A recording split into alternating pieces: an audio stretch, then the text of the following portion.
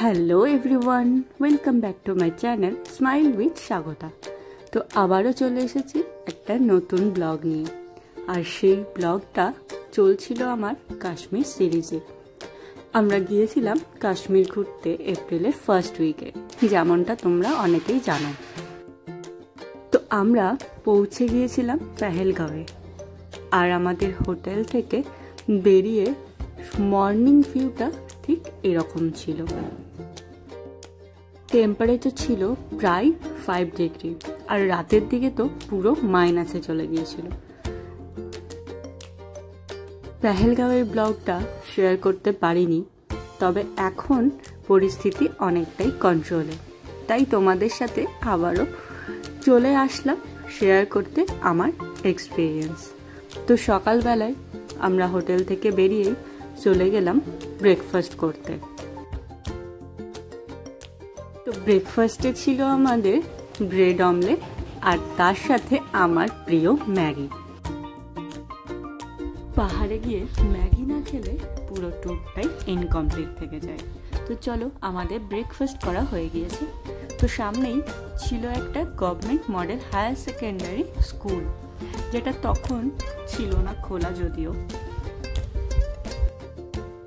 তারপর এখানে চলছিল বার্গেনিং চলছিল হর্স রাইডের জন্য।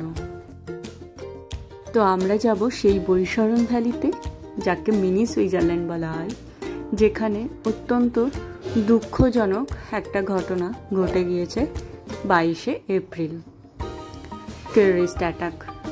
আমরা সেই ঘটনার সাক্ষী অবশ্যই হইনি, তবে মর্মাহত অবশ্যই হয়েছি। প্রায় 1.5 থেকে 2 ঘন্টা রাইড করে উপরে পৌঁছাতে হয়,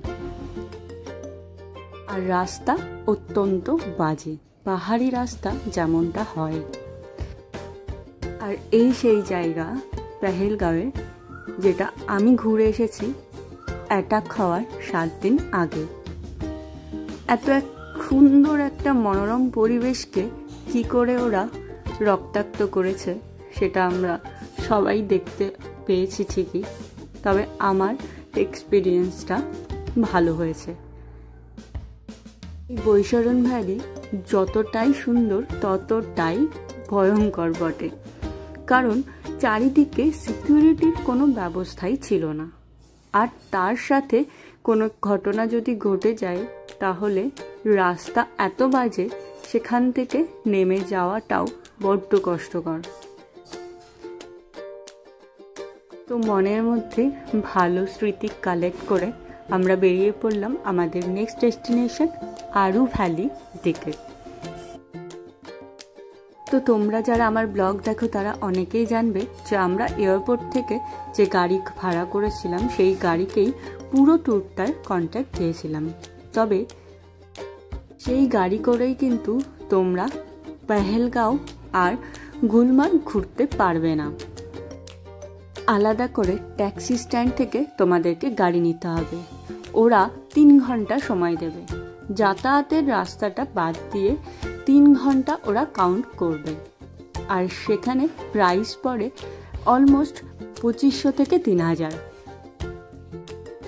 তো আমরা আরু ওয়াইল্ড লাইফ স্যাংচুয়ারিতে ঢুকে পড়েছি।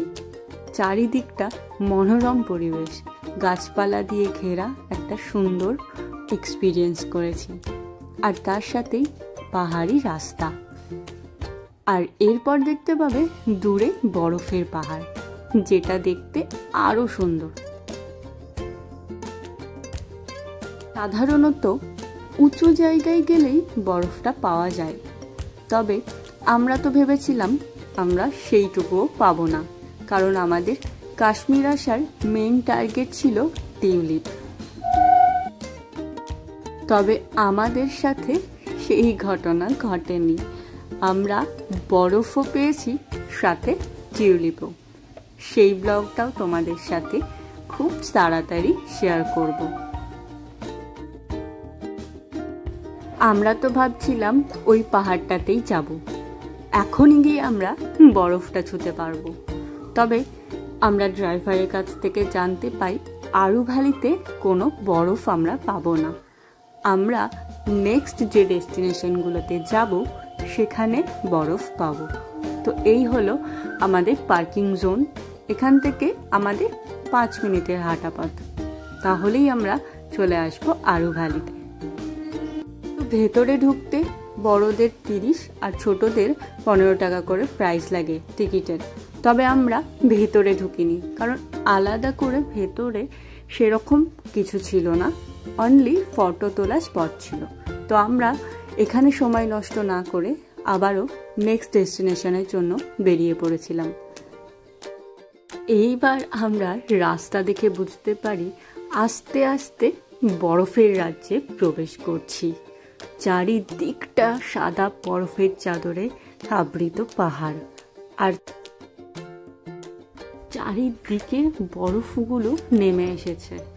তবে আস্তে আস্তে নিচের বরফগুলো গলতেও শুরু করেছে। রাস্তা দিয়ে এই চাই আকারে রয়েছে বরফ, তবে তার উপরে ধুলোও পড়ে গিয়েছে, তাতে বরফের কালার ফেড হয়ে গিয়েছে। তো এই হলো আমাদের গ্রুপ, মানে আমার মা বাবা আর তার সাথে আরও একটা ফ্যামিলি। কার পার্কিং করে আমরা হেঁটে হেঁটে চলে যাচ্ছি নেক্সট আমাদের ডেস্টিনেশন চন্দনবাড়ির দিকে। এই হলো চন্দনবাড়ি, যার নাম তোমরা অনেকেই জানবে, কারণ এটা হলো অমরনাথ যাত্রার বেস ক্যাম্প। এখান থেকেই ওপরের দিকে ট্রেকিং শুরু হয়, সকলকেই এতদূর পর্যন্ত আসতেই হয়। আর এখানেই এসে আমরা প্রথম বরফ এক্সপিরিয়েন্স করি। অনেকক্ষণ বরফে খেলার পর আমরা চলে আসি সামনের দিকে ফুড স্টলগুলোতে, যেখানে অনেক রকমের খাবার বিক্রি হচ্ছিল। তো বাঙালি মন একটু অয়েলি ফুডের দিকেই যায়, তো আমরা নিয়ে নিই একটা মিক্সড ভেজিটেবলসের পকোড়া, যেটা খেতে কিন্তু ভালোই ছিল। যেমনটা তোমাদের বললাম, এই যে অমরনাথের একটা ক্যাম্প অফিস, এখান থেকেই শুরু হয় ট্রেকিং, আর সামনে দিয়েই একটা পাহাড়ি নদী বয়ে গিয়েছে। এরপর চলে আসি বেতাব ভ্যালি। নিচে যে জায়গাটা দেখতে পাচ্ছ, এখানেই বেতাব মুভির শুটিং হয়েছিল। আমরা নিচে যাইনি, কারণ পুরো জায়গাটাই হেঁটে ঘুরতে হতো, ওপর থেকেই পুরোটা দেখে নিয়েছি। বরফে এতক্ষণ কাটানোর পর কারোর আর এনার্জি ছিল না অতটা রাস্তা ঘুরে দেখব।